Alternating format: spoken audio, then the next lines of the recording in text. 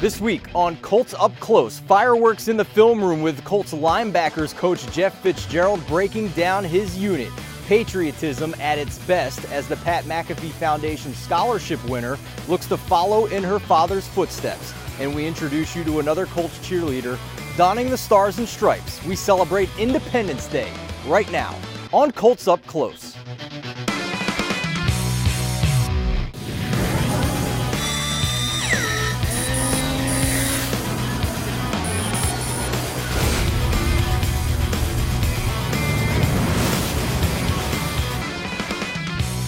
This is Colts Up Close.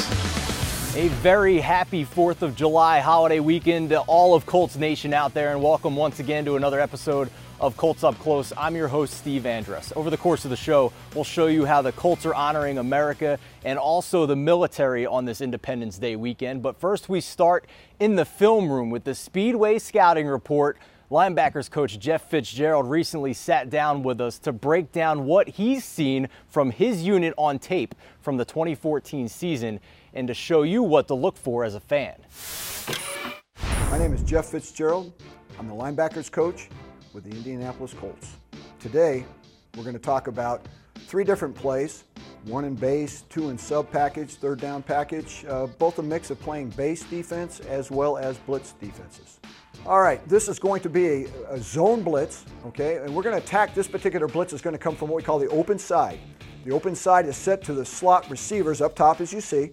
Down below here, we have a wing, 2 tight ends. That's the strength of the formation as we have set the front. Gerald Freeman is going to start to creep just a little bit prior to the blitz, okay? We want to take a little bit of grass out, okay?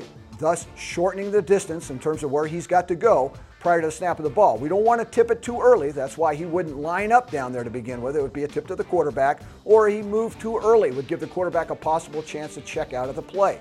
And then he's going to wrap it tight around the outside. We don't want to get a lot of space towards the outside. The further we go outside, the further we got to go to get to the quarterback. So we're going to try to keep as tight as we can.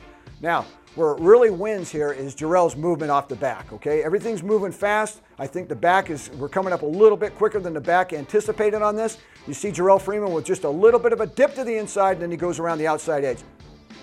Good move off the back right in here, and then going straight up, making a good solid hit on the quarterback, and ultimately a big play for us. A little celebration on the end is something we always like to see. Okay. This next play is going to be taking place in one of our third down defenses, sub-defense as we call it. That means there's 5 DBs on the field, 2 linebackers, and 4 D-line as you see it there. We're going to blitz from what we perceive as the weak side, okay? The weak side blitz is coming. It's going to bring Gerald Freeman and the safety lined up to that side. You can see them start to creep prior to the snap of the ball. The guys are going to be able to hit that blitz hard and fast and have a chance to get to the quarterback because they've squeezed a little bit of that ground away, taking a little grass, as we called it, prior to the movement and the snap of the football. You can see here as we let the protection go, the protection being the 4 offensive linemen, okay, working on just 2. Well, obviously, that's going to leave some people free, as you see here. We've got nice, clean shots on the quarterback, and what's happening is exactly what should happen. We want the sack, always, but we're not going to be satisfied unless we get that ball out as well. Great play right here, game changer for us, great win for us. The next play versus the Denver Broncos. Game 2. All right, we know what we're talking about, divisional playoffs. I want to explain this play, how it comes off. Okay, what we call this play right in here is a counter O play. Counter O, counter step by the back, and O, the offside guard pulling. You can see the linebackers are sliding over slightly here.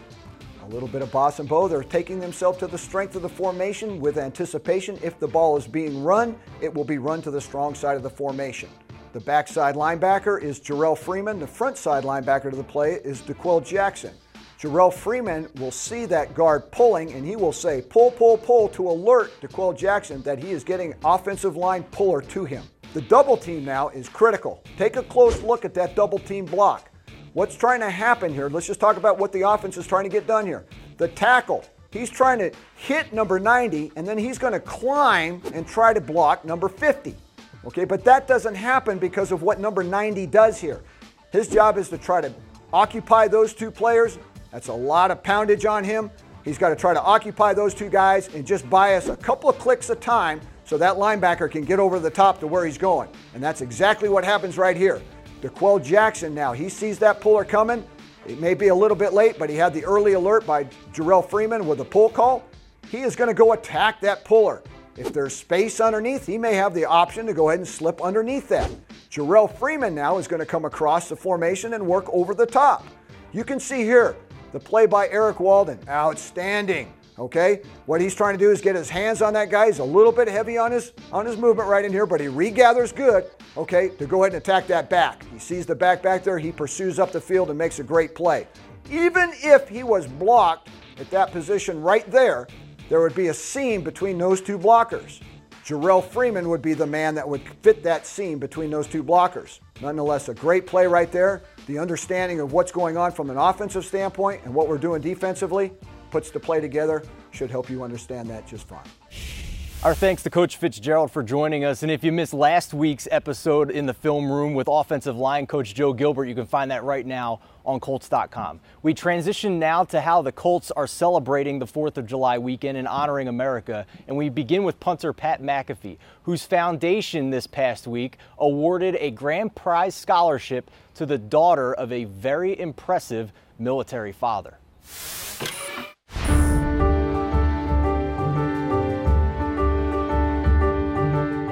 Freedom is never more than a generation from extinction. It must be fought for and defended by each generation. That quote from Ronald Reagan is how this year's Pat McAfee Foundation Grand Prize Scholarship winner started her essay explaining what her father's military service meant to her.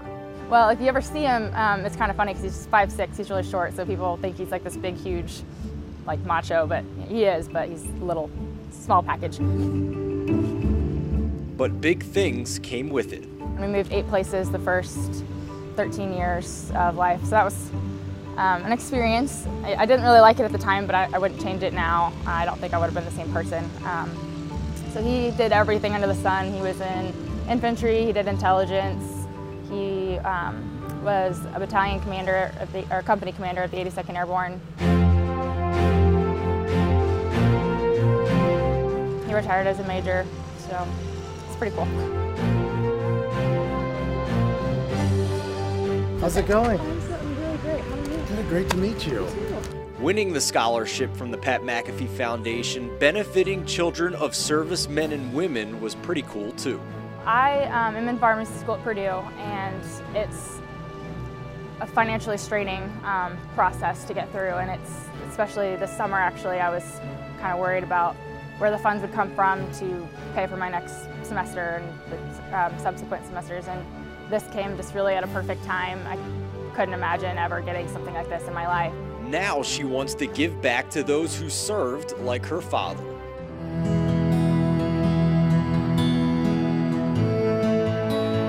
I want to work at the VA hospital, hopefully when I graduate. I grew up in the VA healthcare system, and it's a really broken system.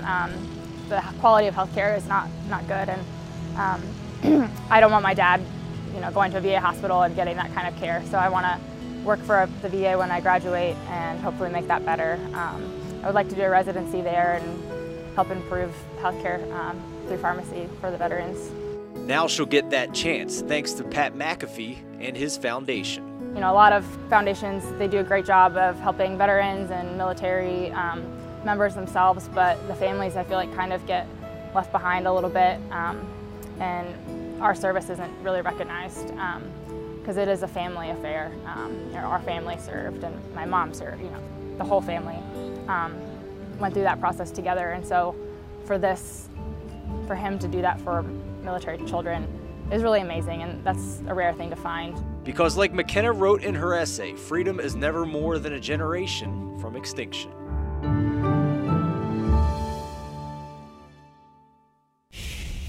Our congratulations to McKenna on an outstanding accomplishment. On this 4th of July weekend, we also want to look back at how the Colts honor America week in and week out at Lucas Oil Stadium. One of the best parts of any Colts game is when the field is covered with the American flag. Here now is the best of the national anthem from 2014.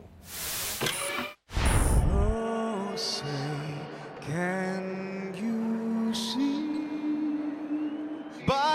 dawn's early light, what so proudly we hailed at the twilight's last gleaming, whose broad stripes and bright stars through the perilous fight.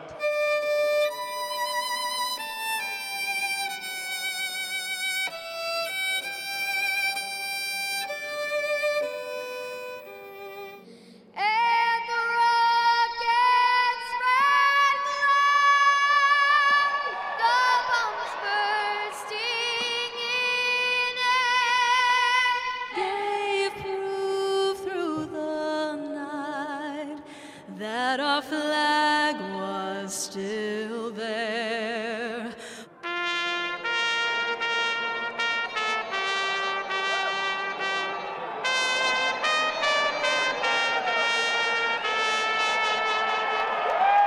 O'er the land Of the free And the home of the